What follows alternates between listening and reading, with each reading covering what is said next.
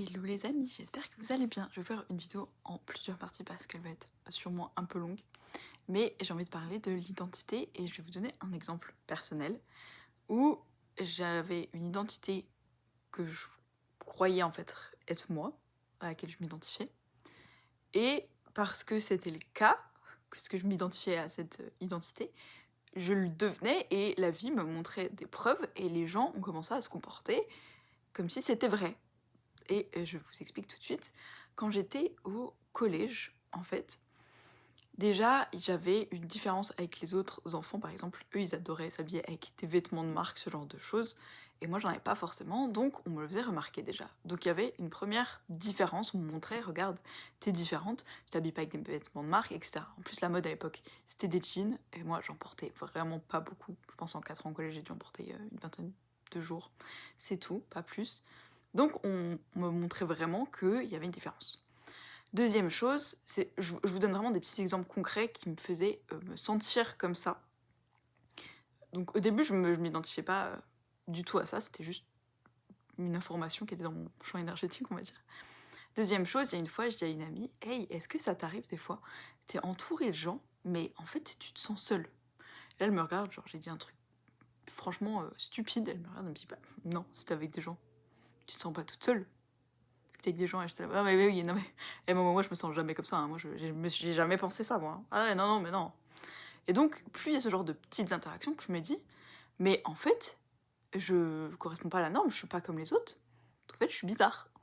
Il n'y a pas d'autre explication, je suis bizarre.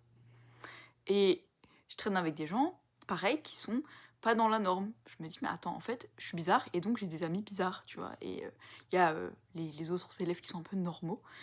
Et à tel point que y a un moment où même j'expérimente du harcèlement où tous les élèves, enfin pas tous, mais une certaine classe me fait remarquer ma différence. Ils me disent ah blabla, il y a tel truc, etc. qui toi te rend différente par rapport aux autres, qui est évident.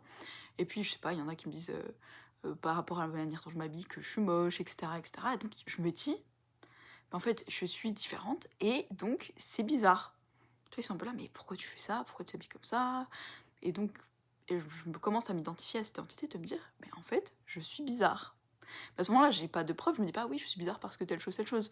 Juste, je me dis, bah en fait, je lis plein d'informations, à ce moment-là, je décide de me concentrer sur ça, de faire un lien entre toutes ces infos, de me dire, ah, il y a cette première chose, cette deuxième, etc.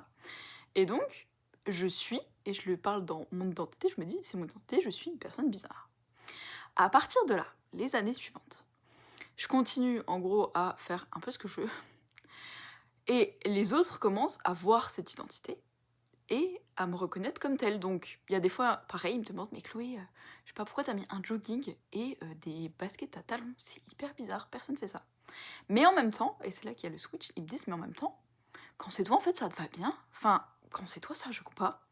C'est toi, quoi. Puis vu que t'es bizarre, ben, en fait, ça marche, c'est normal pour toi. Et donc, ça devient ma norme. Et ça devient une norme aussi au-dessus des autres que, vu que je suis bizarre, tout ce que je fais qui est bizarre, en fait, c'est normal pour moi. Ça devient une normalité. Donc, pour moi, c'est pas bizarre. En fait, vous voyez le petit switch ou pas? Et une fois, je fais l'expérience, et je vais vous laisser là-dessus, je continuerai demain. Je fais l'expérience, je vais au collège avec un haut de pyjama. Très clairement, hein, un haut de pyjama Winnie, rouge, un truc de Noël en plus. J'arrive et me dis, mais Chloé, c'est trop bizarre, on dirait que tu portes un haut de pyjama. J'étais là, ah, mais je porte un haut de pyjama. Et je me dis, je vais voir jusqu'où ça peut aller. Ils sont là, ah, ok, bon, c'est un peu bizarre, mais en même temps, c'est toi, et bah, du coup, ça te va bien en fait. Et il y a vraiment ce moment où je pense que je suis bizarre. Et à ce moment-là, en plus, je me rends compte que vu que je suis bizarre, tout ce que je fais qui est hors de la norme, pour moi, c'est normal. Les autres considèrent que c'est ma norme de faire des choses en dehors de la norme. Donc, je commence à bien l'aimer, cette identité, parce qu'elle me permet de faire tout ce que je veux.